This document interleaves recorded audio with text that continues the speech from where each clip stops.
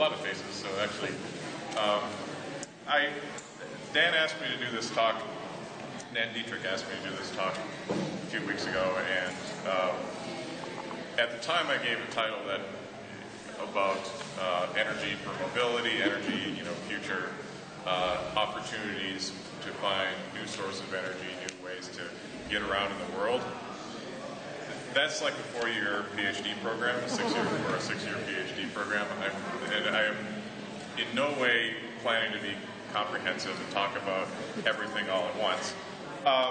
And also being a tenured professor, I'm going to really, the advice I got from an old professor is don't care what they ask for, just talk about whatever you want. So I'm going to talk about some things I'm interested in. It's my right hand.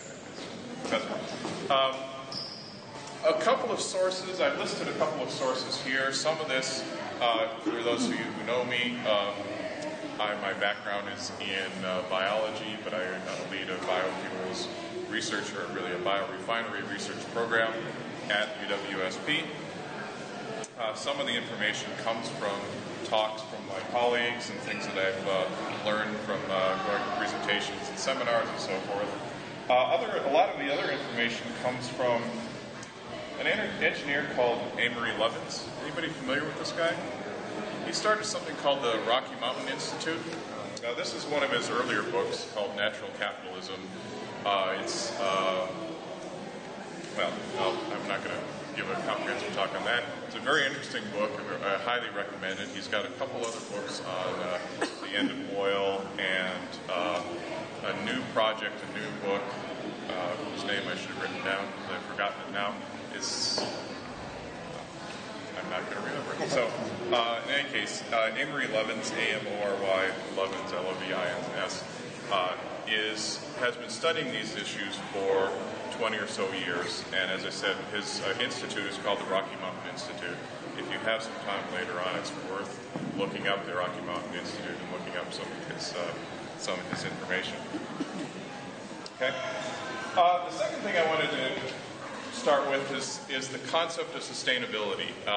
We're talking about it here. We're talking about sustainable energy, and I also co-created an Institute of Sustainable Technologies. And people say, "Well, sustainability is just a buzzword. It's interest. What does it really mean?" And the biggest criticism is oftentimes it doesn't have any meaning at all. I tend to think in terms of math and graphs. Brian's been in my class, so he's quite familiar with this. This is not my graph. It actually came from the guy who's leading BP's everybody's favorite company, BP's biofuels program. And it actually nicely illustrates what I mean by sustainability when I talk about sustainability. What he's actually graphed here is the production profile of a conventional resource. This would be a non-renewable resource. It's really based on a typical oil well production profile, where you have the beginning of production, and you have somewhere between a 15 and 20, maybe 15 and 30 year lifetime of production of a single oil well. Where you have a very high peak production in the middle of that time and a very rapid rise, but frequently once you reach the peak of production, you have a very rapid decline in production to essentially zero at, in this case, about 20-year time frame. We see this in oil, we're seeing this a lot in natural gas, and also other non-renewable things like copper and iron and coal as well. As opposed, in contrast with that, there's a sustainably managed resource. It has typically a slow early phase of production, but you can, if you manage a resource properly, the idea is that you can maintain the production of that resource indefinitely into the future. However, the thing I like about this is it shows that the maximum production of a sustainable resource is always going to be lower than the maximum production of a non-sustainable resource. Where we are now, at least worldwide, compared with, if you compare renewable resources resources versus non-renewable resources is we're somewhere around here with our non-renewable resources, here, but we're pretty close, frankly, to the peak. And we're here with our renewable resources. So there's a long ways to go to maintain renewable resources, number one, or to start working with renewable resources. And secondly, in order to transition a society entirely to renewable resources, the total amount of energy used is going to necessarily be lower. So those are the two main things I want you to keep in your head while I continue on. Okay? So since I said I was going to talk about mobility and talk about movement, there's a whole lot of areas of energy I'm not going to talk about, which are extremely important. So I'm really going to tend to focus in on mobility. So the question is, how much energy does it take? And this came out at the end. This is different modes of transport. And this is actually average passengers per vehicle. This is data, by the way, comes from the Department of Transportation. So it's pretty reliable data. This is and these are two columns are the amount of energy per passenger mile or kilometers. And this fell off the bottom. It's BTUs per passenger mile. So in American so-called English units, I tend to think in metric units. This is megajoules per passenger kilometer. Works out either way. Okay. And here's various different kinds of transport: buses, light trucks, cars, airplanes, commuter rail, motorcycles, very efficient cars, and van pools. So, two things. Number one is, if you look at here, these are ordered from essentially the least amount of energy per mile to most amount of energy per mile. But it may not come. You might have some unexpected results here because you think of van burns a lot of gasoline. But if you have an average 6 passengers in a van, the per passenger mile energy usage is substantially lower. Transit bus, if you have a relatively low passenger load on buses, the efficiency of buses tends to be relatively poor. And before anyone gets an idea, I'm in no way saying we should abolish buses. In fact, the best thing that you could do with bus use is increase the ridership to increase the energy use per passenger mile. Interestingly, these are cars, by the way. These are relatively efficient cars, not including SUVs. And hybrid cars are here. But cars are, at least by this calculation, are somewhat more energy efficient than SUVs and buses, but somewhat less than air travel, and somewhat less than rail, motorcycles, and van pools. So that's the first thing, is to think about how much energy is used to move these around. Just for a little bit more data, this actually comes from the UK, and they were comparing a small car with one passenger and two passengers, large car with one or two passengers, to, let's see, train, coach, bus, airplane. And in fact, a large car with one passenger, this is, by the way, kilograms of CO2 per passenger kilometer. A large car with one passenger does substantially worse even than taking an airplane for an average trip, let's say from London to Denver, round trip. But, of course, if you pack more people in the car, that equation changes substantially. The other thing I want to point out is what they considered a large car here is a Toyota Camry. A small car is like a smart car or a hybrid car. So, no. Oh my gosh. Oh. Nope. The other thing, back to graphs and figures. The other thing is energy density, or how much energy can you carry with you in the vehicle. is going to be important. This is a way of measuring a specific energy. It's really how much energy per unit of weight on the bottom axis, the x-axis. And energy density is how much energy you're going to carry per volume, per liter, on the y-axis. Most of our current fuels, in fact, crude oil is right about here. It's relatively high on both axes. Diesel fuel is right there. Jet fuel is here. Gasoline is here, right? Some other biofuels we'll talk about later, biojet, biodiesel, come fairly close. But most kinds of biomass, if you're talking about using biomass for energy, wood chips, forest residues, wood pellets are substantially lower on both axes. Some other kinds of fuels people have been investigating for getting around in the world. Methane does relatively well on the weight-based calculation, but it does very poorly on the volume-based calculation. Likewise, hydrogen gas.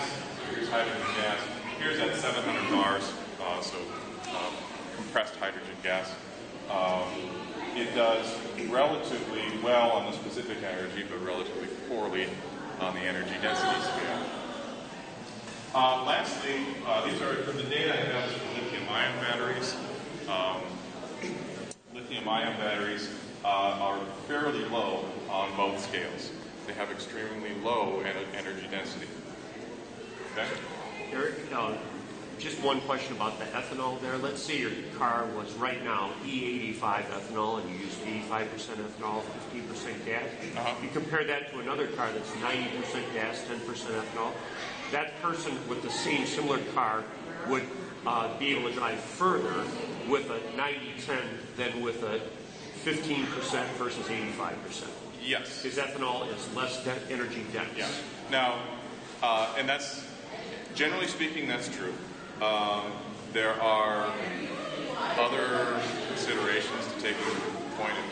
If you had an entire fleet of E85 or 100% ethanol cars, you can do things like run higher compression engines, get more complete combustion, and that calculation evens out a little bit. Okay. So it's not quite as simple as that, and I'm, again, okay. this is why this is like a long, much longer than an hour discussion. So, in any case, but generally speaking, you're right. If you took the same car and ran 10% ethanol, 90% gasoline, and if you run 85% ethanol compared to 85% ethanol, you generally get somewhere between 10 and 20% less mileage. Okay, thanks.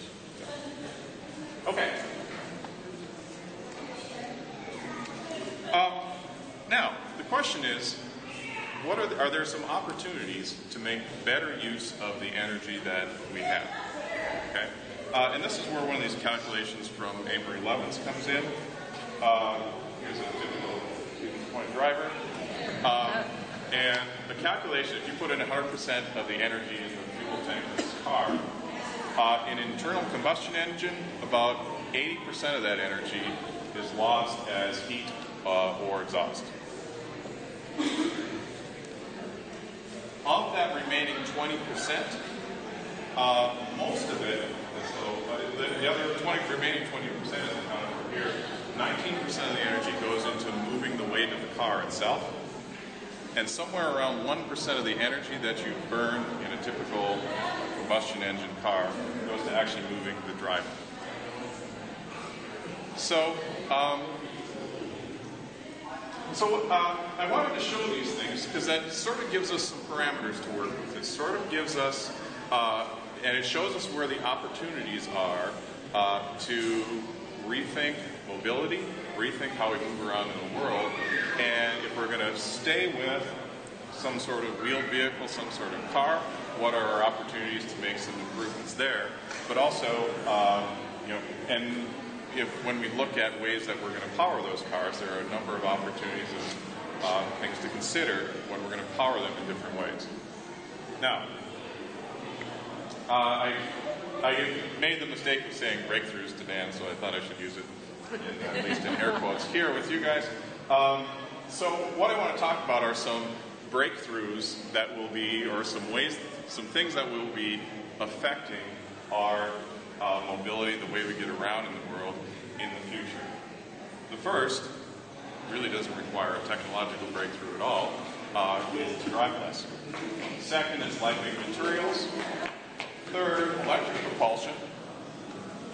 And fourth, low carbon fuels. And this is where I could talk about things that are really interesting. The first is driving less. And so here we have the city of the future, which looks remarkably like a medieval city. This is actually the city of Freiburg, Germany. Has anybody heard about Freiburg? It's considered one of the greenest cities in the world. They've aggressively gone after a number of renewable energy projects. They have biogas. They have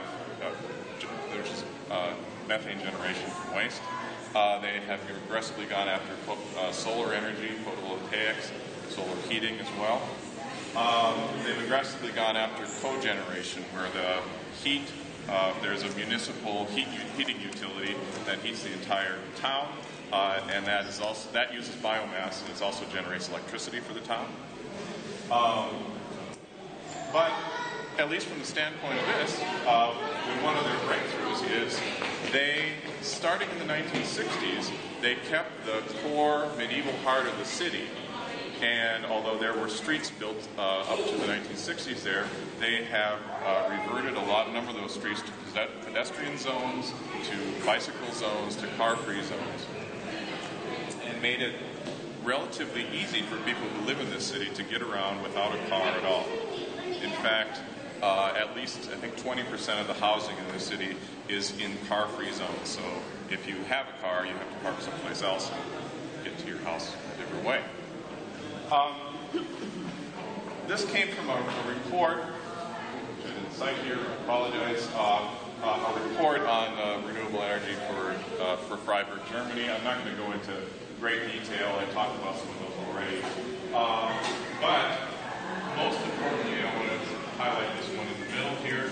The integrated transport system was extended where they linked non-motorized mobility, walking, bicycling, bicycle paths, to public transport options. So there's a bus, a tram, so tram would be inside the city, and trains, intercity trains. They use those things to have an integrated transport system. In addition, there are a number of disincentives, car-free in the city, and in fact there are fees imposed to people to bring a car into the middle of the city. Okay? Some other similar projects. This is actually a town in northern Sweden. It's actually about the same size as Stevens Point. This is called Pittia, Sweden. I was there a couple years ago. About the same size as Stevens Point. It has 2 paper mills in the middle of the town, much like we have paper mills around here. The heat energy, the waste heat energy from the paper mills heats every house and building in the city. In fact, there's enough waste heat energy, there's enough extra heat energy that this is their main, these streets have also been pulled up to become pedestrian malls in the main street in the city. They ran heating pipes underneath there, and it melts the ice in the wintertime with essentially what was wasted heat before. So, this is actually one of the 2 pulp mills in the city. It's also got this picture of what's called Science Park, which was a science institute built right on the site of the paper mill, where they're studying conversion of paper mill wastes into different kinds of renewable fuels as well. I'm not going to talk anymore about that. We have some opportunities like the city of Freiburg and clearly Pittia, Sweden as well, right here in Wisconsin. Clearly, I've already mentioned we have a number of paper mills. A lot of them have waste heat, but we're not hooked in with that as a municipal heating utility. There certainly could be for a lot of spots around here. Freiburg, as I mentioned, takes a lot of waste and uses the municipal waste, their garbage and so forth, and uses biodigesters to convert that into methane energy. This is near Platteville. This is a cheese company. It's a goat cheese.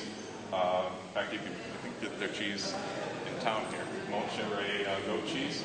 And behind this building, I'm not showing it, are vats where the cheese whey, after it's been used, or after it's expelled from the cheese production, it's stored, it ferments, biogas is created, methane gas is created, and collected and used to generate electricity. This is a big generator here.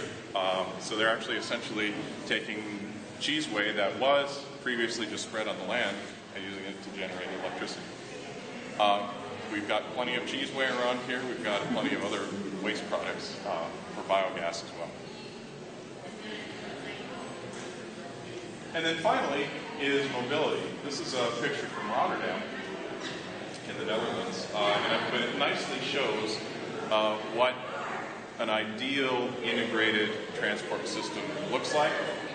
It doesn't hurt that the road nicely tilts up so that you can see everything with the boat through. But almost all of the major streets in Rotterdam have a sidewalk area here and a separate bike lane, and then a curb or some other separation to the main traffic lanes. The bike lanes have their own traffic signals that if you're on a cross street, you have your own rotation in the traffic lights to get so you can get across without competing with cars and so forth. And this is not to say that they don't allow cars and whatever. You can drive a car into the city. You don't have to pay a tax or a fee to drive a car in the city. There are lots of roads in the middle of the city.